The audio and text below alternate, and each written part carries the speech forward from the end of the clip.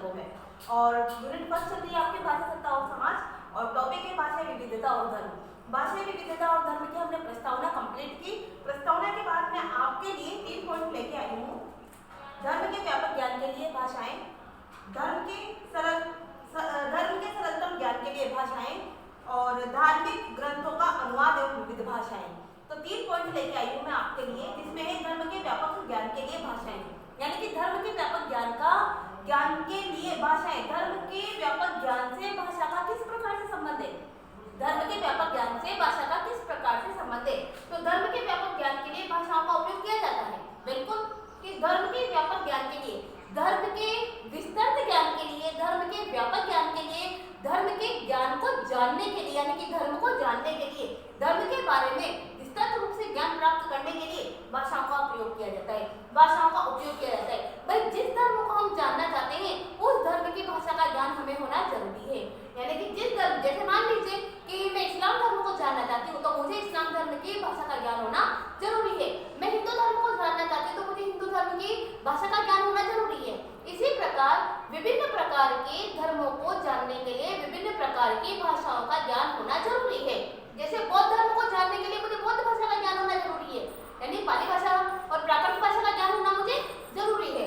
उसी प्रकार से धर्म के व्यापक ज्ञान के लिए भाषाओं का उपयोग किया जाता है, यानी कि धर्म के विस्तृत ज्ञान के लिए, धर्म का ज्ञान प्राप्त करने के लिए विभिन्न प्रकार की भाषाओं का उपयोग किया जाता है।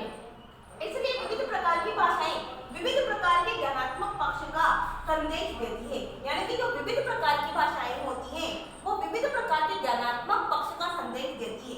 विविध प्रकार की भाषाएं यानी कि विविध प्रकार की अनेक प्रकार की जब भाषाएं होंगी तो अनेक प्रकार के ज्ञानात्मक पक्ष का हमें संदेश देगी, यानी कि अनेक प्रकार के ज्ञान से व्यक्ति को अवगत करवाएगी। विविध भाषाओं के ज्ञान से छात्राओं को विविध धर्मों का ज्ञान प्राप्त होता है, यानी कि विविध प्रकार की, जब अनेक प्रकार की भाषाओं का ज्ञान छात्र को हो जाएगा तो छात्रों को या विद्यार्थियों को विविध धर्मों का ज्ञान प्राप्त होता है या विविध धर्मों का ज्ञान प्राप्त हो जाएगा। कहने का मतलब ये है कि जब एक छात्र को विभिन्न प्रकार की भाषाओं का ज्ञान प्राप्त हो जाएगा तो वो छात्र विभिन्न प्रकार के धर्मों का ज्ञान प्राप्त कर सकता है, वो छात्र विभिन्न प्रकार के धर्मों का ज्ञान प्राप्त कर सकता है। उसी प्रकार जैसे एक शिक्षक को उर्दू, हिंदी एवं अंग्रेजी का ज्ञान है, एक शिक्षक को यदि उर्दू, हिंदी और अंग्रेजी का ज्ञान है तो वो इस्लाम, ईसाई, हिंदू धर्म के बारे में छात्रों को सामान्य जानकारी प्रदान कर सकता है। यदि एक शिक्षक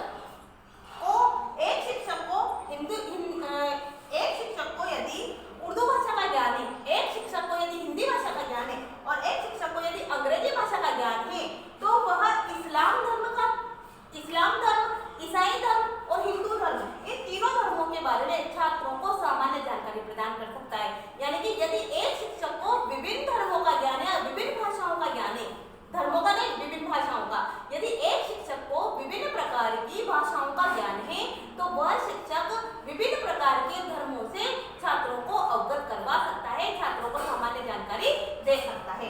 साथ में यह है कि इस प्रकार शिक्षक एक और स्वयं धर्म के ज्ञान से परिचित होता है, एक और तो शिक्षक स्वयं धर्म के ज्ञान से परिचित होता है। क्यों परिचित होता है? क्योंकि उसे विभिन्न भाषाओं का ज्ञान है, उसे हिंदी, उर्दू, अंग्रेजी भाषाओं का ज्ञान है तो उसे विभिन्न धर्मों का ज्ञान प्राप्त होता है। साथ में दूसरी ओर छात्रों को धर्म का व्यापक ज्ञान प्रदान करता है। साथ में उस शिक्षक को जब हिंदी, उर्दू, अंग्रेजी का ज्ञान प्राप्त है, अंग्रेजी भाषाओं का ज्ञान प्राप्त है तो इन भाषाओं के ज्ञान के माध्यम से वो दूसरी ओर छात्रों को भी विभिन्न प्रकार की भाषाओं के माध्यम से विभिन्न प्रकार के धर्मों के ज्ञान से उनको अवगत कराता है। तो ये धर्म के व्यापक ज्ञान के लिए भाषा, यानी कि धर्म के व्यापक ज्ञान के लिए भाषा का होना बहुत आवश्यक है। क्यों? क्योंकि धर्म के ज्ञान को जानने के लिए, धर्म के विस्तृत ज्ञान को जानने के लिए, अनेक धर्मों को जानने के लिए अनेक प्रकार की भाषाओं का ज्ञान होना बहुत जरूरी है। इसी प्रकार सेकंड पॉइंट है आपका धर्म के सरलतम ज्ञान के लिए भाषाएं। धर्म के सरलतम ज्ञान के लिए भाषाएं, यानी कि धर्म का सरलतम रूप से ज्ञान प्राप्त करने के लिए भाषा किस प्रकार से जरूरी है। तो देखिए विभिन्न प्रकार की भाषाओं का धर्म से संबंध धर्म के सरलतम ज्ञान की प्राप्ति के लिए माना जाता है। यानी कि विविध प्रकार की, जब अनेक प्रकार की भाषाएं होती हैं तो अनेक प्रकार की भाषाओं का संबंध धर्म से माना जाता है। अनेक प्रकार की भाषाओं का संबंध किससे माना जाता है? धर्म से माना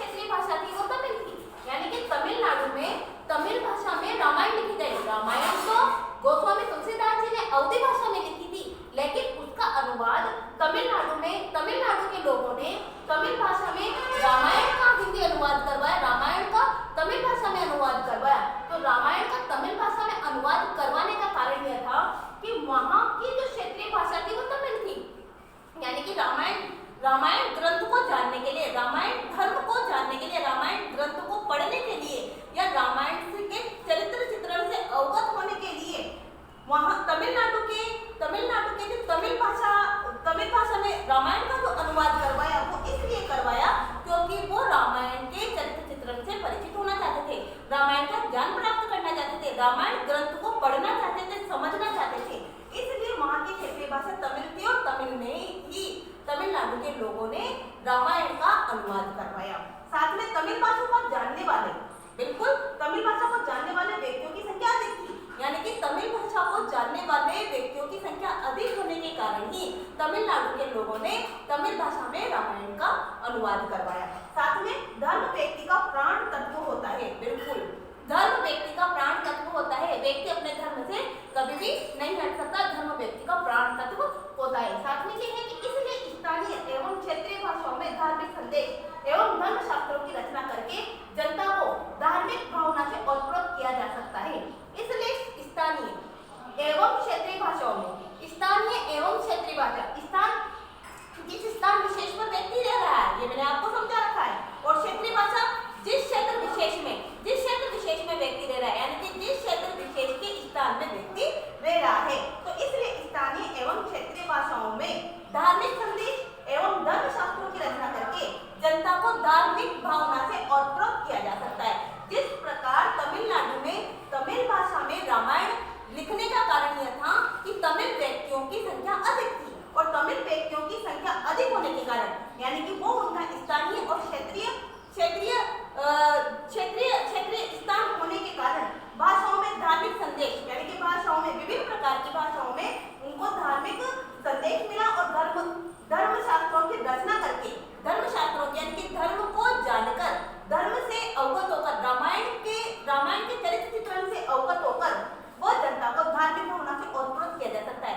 यानी कि तमिलनाडु के व्यक्तियों ने जब रामायण को पढ़ा तो वो धार्मिक भावना से ओतप्रोत हुए। सीधा सा तात्पर्य कि तमिलनाडु के व्यक्तियों ने तमिल भाषा में जब रामायण को पढ़ा तो रामायण के चरित्र चित्रण को पढ़कर वो धार्मिक भावना से ओतप्रोत हो गए। साथ में इस प्रकार प्रत्येक भाषा का संबंध प्रत्यक्ष अप्रत्यक्ष रूप से धर्म से स्थापित होता है, यानी कि प्रत्यक्ष और अप्रत्यक्ष रूप से धर्म से प्रत्येक भाषा का संबंध स्थापित होता है। नेक्स्ट है धार्मिक ग्रंथों का अनुवाद एवं विविध भाषाएं, यानी कि धार्मिक ग्रंथों का अनुवाद किस प्रकार से विविध भाषाओं में किया जाए। तो वर्तमान समय में मानव की स्वाध्याय की प्रवृत्ति के कारण, यानी वर्तमान समय में मनुष्य स्वयं अध्ययन करने की प्रवृत्ति के कारण, स्वयं अध्ययन करने के स्वभाव के कारण अनेक धर्म ग्रंथों का अनुवाद विविध भाषाओं में किया जा रहा है। यानी कि मनुष्य अनेक धर्मों को जानना चाहता है और वो स्वाध्याय की प्रवृत्ति उसके अंदर विकसित हो रही है। किसके अंदर? मनुष्य के अंदर।